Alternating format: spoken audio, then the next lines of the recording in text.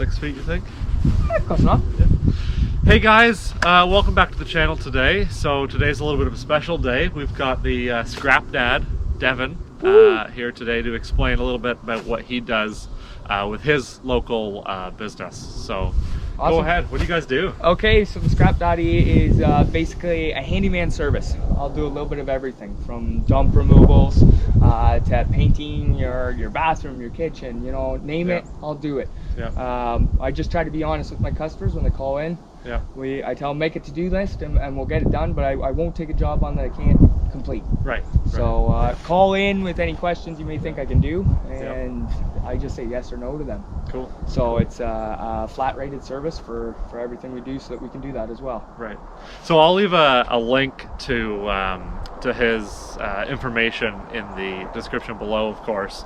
And where do you do, like, what you know, when we say local, what does that mean to you? So I live in Peterborough. That's where we're based out of Peterborough. Right now I've moved my shop where we are right now is Lakefield. Right. But my main service area is out of Peterborough, and I'll go anywhere really. Right. It's just I charge for travel if you're even into the GTA region and things like that. Yeah. The further you are, you just might accumulate a gas charge. Right. That's about it, but I'll travel anywhere for work. Right. Which of course is a fair price. You know, he's not gouging anybody. I try not to. You know, he's a daddy. He knows what it's like. Absolutely. So, you know, definitely give him a call if you need any handyman services or dump anything removals, like that. Scrap removal. That's where that name comes in. I offer free scrap removal, and that's where it really starts. People with the company name, the Scrap Daddy, they don't know what I do. So when I get there for free scrap removal, it starts from there, and I start picking at things or telling them, hey man, you need this done, I do this, I do that. Right. So cool. If I don't want to cut their lawns, I'll call Tom. That's right. Yeah, call me for the lawn cutting, okay? He does it too though, but you know. Cool. Well, let's talk about our backdrop a little bit here. Awesome. So clearly we are in the beautiful Lakefield Township. Yep. You know, not actually clearly, because you probably have no idea where we are right now. I'm just kidding. But so he's got a scrap bin here. Yep. Nothing fancy yet, but it's a start. Yeah. You can drop off anything, really. No propane tanks, obviously. That's on the sign as well. Right. And no vehicle tires. Okay. I try to ask that. People drop off rims, but they'll leave the tires on it. Right. Get rid of the tires for me, and I'll take the rims. Right. Okay. But I don't have machines for that. And yeah. It's a lot of tires to build up at the scrapyard drop-off spots. Some tire swings or something out of it, right? I have no kids. That's right. The whole lineup of them. Is there any like percentage of, you know, does it have to be like 80% metal? Or not, you know, not normally.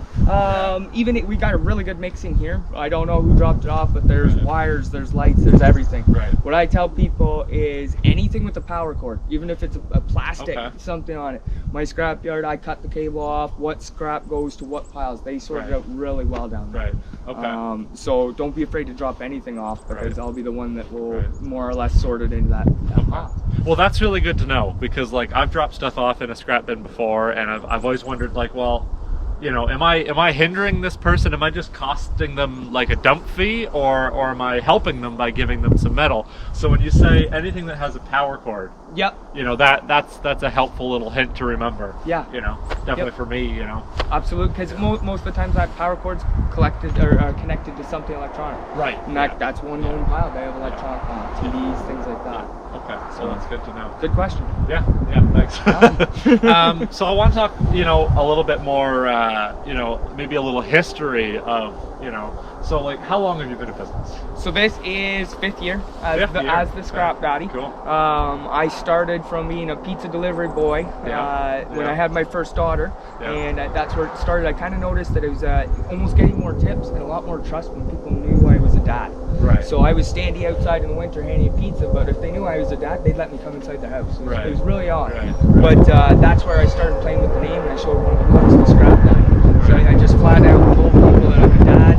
I'm here to work hard, trustworthy. I'm not here to scout out your place. Yeah. We all got kids. We got people to feed and make some money while doing it. So that was kind of the start of it. My daughter's becoming a daddy. It was the beginning of the Scrap Daddy. That's cool though. That's really cool. That name's catchy. I don't care if you call me Devin or the Scrap Daddy. Yeah. As long as you remember to call, that's all. Yeah. I call him Scrap Dad for short. Absolutely. But, you know. So how many kids do you got? Just had her fourth.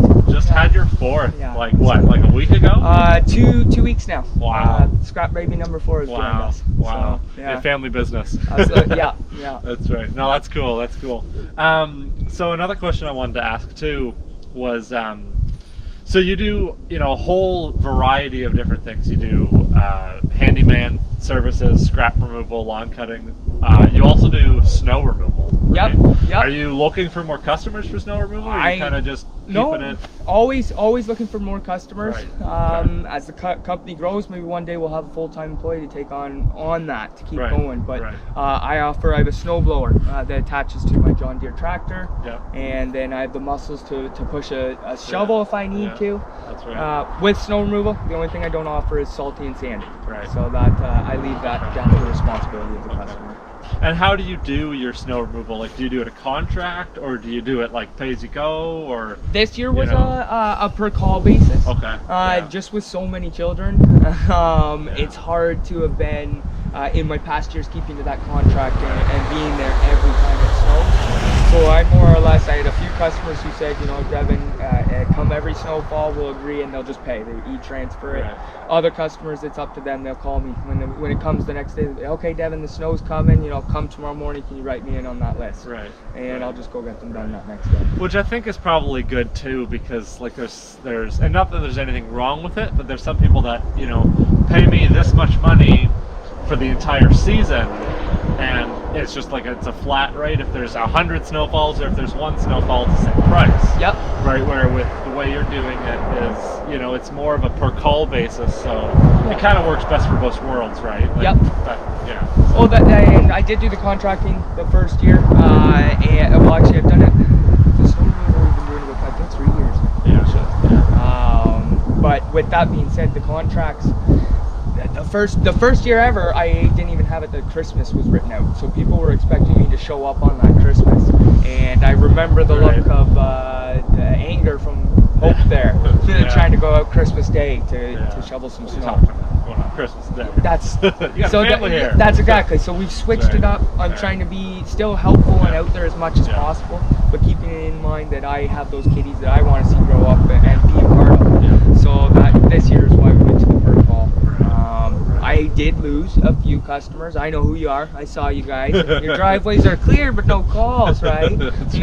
I don't blame them, but it depends what they want. And some of those people want the peace of mind of knowing, he is going to be here. And I have showed up every time, but I'm not asking for that money up front. Heck, some of my buddies that are doing it kind of giggling at me this year because, August just coming out. So they had 3 months here where they lucked out and they think they haven't done anything.